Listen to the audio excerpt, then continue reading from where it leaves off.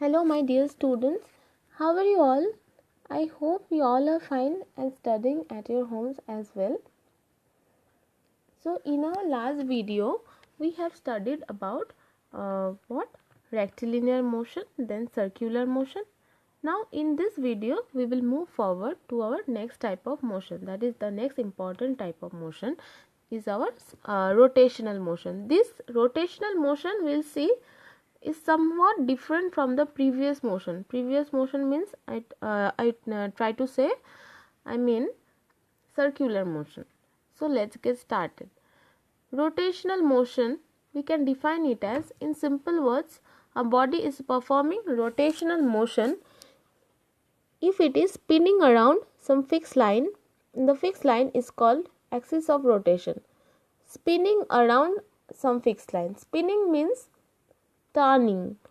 When it is turning around some fixed line, so it is known as rotational motion, and the fixed line is called axis of rotation. So if a body is turning around its axis, its own axis of rotation, it is said to be performing rotational motion. And in rotational motion, the axis of rotation passes through the body. So for example, we can take the spinning of earth. Spinning of earth on its own axis. So earth has its own axis, and when it rotates means when it turns around its fixed axis, it is performing what motion? The earth is performing rotational motion. And the best example is the spinning top. Now we will see what a spinning top is. See students, this is what is called a spinning top. It has a axis at the bottom. See, it has a axis, and when it whirl means when it spins around its axis, it is said to be performing what motion? Rotational motion. So likewise, a spinning top, some other examples are there also. See, spinning of earth on its axis is an example of rotational motion. Some other examples of rotational motion are turning of the blades of a fan. Yes, when the fan rotates, when it is switched on, it rotates. When the blades of a fan rotates, it is performing, in our earlier video we have seen, it is performing what? Circular motion.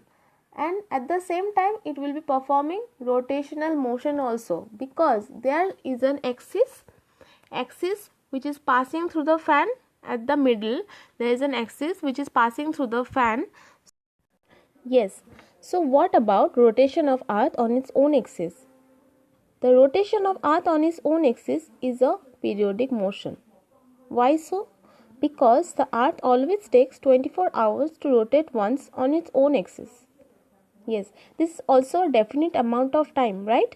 The earth is taking a definite amount of time to rotate on its own axis, so it is known as periodic motion. Now we will discuss the periodic motion in a different topic, that is motion of a simple pendulum. We will describe the motion of a simple pendulum, by that it will be clear. Now, simple pendulum, I am sure that you all must have heard about the word pendulum before. So we will now describe why the motion of the pendulum is also called a periodic motion. Now students, do you know what a simple pendulum is? Well, consider an object of small mass suspended from a fixed end by the means of a thread or wire or a string. This setup is called a pendulum. So what is a pendulum? If an object of small mass suspended from a fixed end by the means of a thread or wire or a string, that setup is called a pendulum. So a simple pendulum is an idealized version of a physical pendulum. What is a physical pendulum, do you know? In our earlier days, the clock used to have pendulum. So the clock, that type of pendulum, it is known as is a physical pendulum. So simple pendulum is an idealized version. Idealized means that idea we have taken to make a simple pendulum. That means physical pendulum's idea we have taken to make a simple pendulum. So in a simple pendulum, the string under consideration is massless and the object tied to the end of the string is a point mass. This object attached to one end of the string is called the bob of the pendulum. Yes. So what we have seen, in a simple pendulum, the string under consideration is massless. The object tied to the end of the string is a point mass. So see this one, the string is long thread or string is massless, and the object tied to the end, there is an object tied to the end of the string. Yes, this object is known as bob of the pendulum. Okay, so when initially this bob is at rest, initially the pendulum, that means the pendulum as a whole is at rest, and this position when the bob or the pendulum is at rest is known as the rest position. This position of the bob is what we call as rest position or the mean position.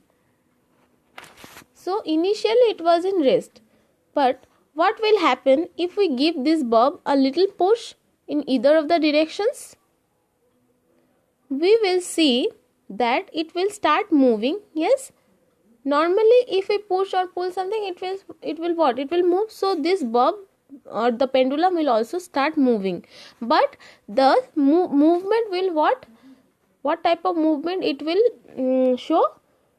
It will be moving back and forth. Back and forth means forward and backward. This back and forth motion of the bob is known as oscillatory motion or periodic motion. Why so? Why so? Why it is known as periodic motion? Because it is repetitive in nature. So, okay, our question now is, when does it complete one cycle or one oscillation?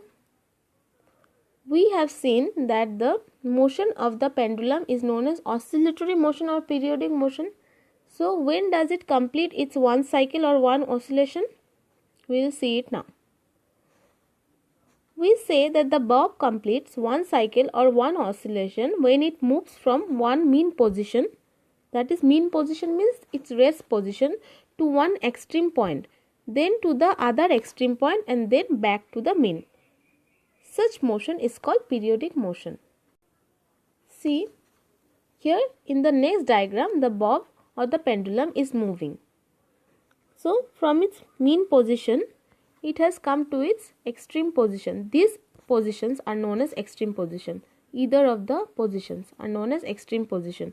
So, when the bob will go from the mean position to one extreme position, and then come to again to the extreme position, another extreme position, that is either of left or right, then again come to the mean position, then it will be completing one cycle or one oscillation. See, I am repeating it. Mean, from mean to one extreme, then from one extreme to another extreme, then again back to mean. That is known as one cycle. So, if the pendulum is completing first one cycle, that is known as periodic motion. So, if the pendulum is completing its one oscillation, that is first oscillation, suppose it is taking time 3 seconds, then the second time will also be 3 seconds, third time will also be 3 seconds, 10th time will also be 3 seconds. That is known as the periodic motion. This is all about periodic motion. So, our types of motion are being completed. Now, we will see there are some objects which have more than one type of motion. We will describe it now. See, in your book it is described that some objects have more than one type of motion, or they may have a combination of two different types of motion. The first case is the case of earth. Yes, the earth moves around the sun, so it has what? It has circular motion. The earth repeats its motion around the sun after regular intervals of time, as we have discussed it now. See, that is 1 year. It takes 1 year to revolve around the sun. So it is what? It is taking a definite time. So it is what? after that definite time it will repeat again. So it is what? It is a periodic motion. Then, and the earth rotates on its axis also, right? Earth has its own axis and it rotates around its axis. So it is also called what motion? Rotational motion.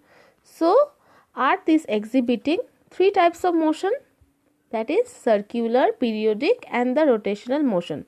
So our earth has three types of motion at the same time: circular, periodic and rotational motion. Then second one is the case of merry-go-round. See, here it is written, if we consider merry-go-round as a whole, then it shows rotational motion because it stands on an axle. Axle means axis, right? Axis of rotation. But the outer part of merry-go-round on which children sit shows what motion? Do you know? Circular motion. So a merry-go-round is exhibiting two types of motion, rotational and circular. Second one is the case of bicycle. So case of bicycle is the wheel of bicycle is rotating on its axle. So rotating on its axle means what? Rotational motion. So our fourth case is the case of a ball. Case of a ball means when a ball is moving on the ground, it is what? It is rotating as well as moving forward. Rotating means, that means it has rotational motion, and moving forward means what? It has a rectilinear motion. So the case of a ball is showing two types of motion, that is rectilinear and rotational motion. And the last case is the case of a sewing machine. So sewing machine has a wheel which rotates on an axle. Axle means fixed axis.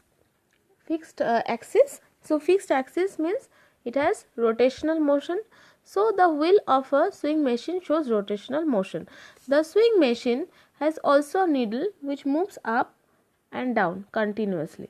The needle of the sewing machine undergoes then what type of motion? The needle of sewing machine undergoes a periodic motion. Thus a sewing machine exhibits two types of motion at the same time, that is rotational motion as well as periodic motion.